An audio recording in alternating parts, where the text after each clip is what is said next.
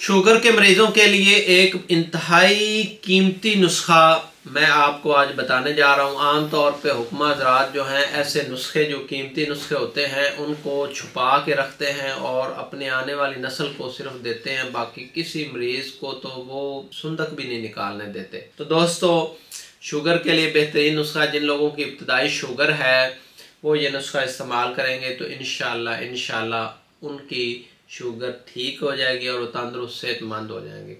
नुस्खा नोट कर लें।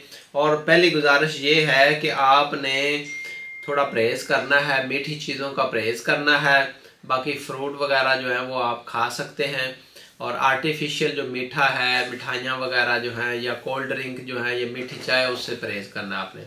और बाकी जो है सुबह की वॉक वो ज़रूर करनी है, और ज़हनी तौर पे परेशानियों से जितना भी हो सके बच के रहना है, और साथ ये नुस्खा इस्तेमाल करना है। इंशाल्लाह आपकी शुगर ठीक हो जाए। खुश्क तुम्मा 50 ग्राम, खुश्क करेले 50 ग्राम, हल्दी खुश्क साबत 50 ग्राम, जामन खुश्क 50 ग्राम, अंदर जो तलख 50 ग्राम, गुड़ मार बूटी 50 ग्राम। इन सारी चीज़ों को पीस के आपने इस तरह का पाउडर बना लेना है, और इस पाउडर से आपने ये 0 साइज़ के कैप्सूल भर लेने हैं।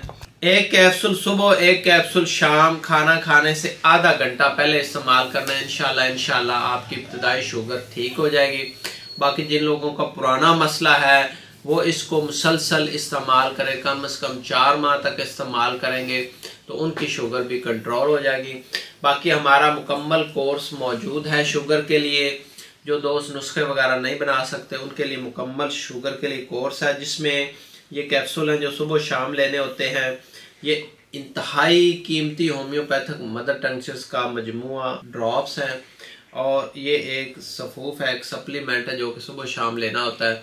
तो इसके इस्तेमाल से इंशाल्लाह जिनकी इब्तदाई शुगर है वो बिल्कुल ठीक हो जाएगी, और जिनकी ज़्यादा भी रहती है तो वो भी इंशाल्लाह इस नुस्खे के इस्तेमाल से कंट्रोल हो जाएगी, और आप जो है आपकी सेहत भी पहले से बेहतर हो जाएगी। आपको गोलियां खाने की, इंसुलिन लगाने की ज़रूरत नहीं पड़ेगी। बाकी नुस्खा आपको बता दिया है, वो आप बना सकते हैं। अपना बड़ा ख्याल रखा करें, खुश रहा करें। हकीम सरफराज को दीजिए इजाज़त, दुआओं में याद रखिए। अल्लाह।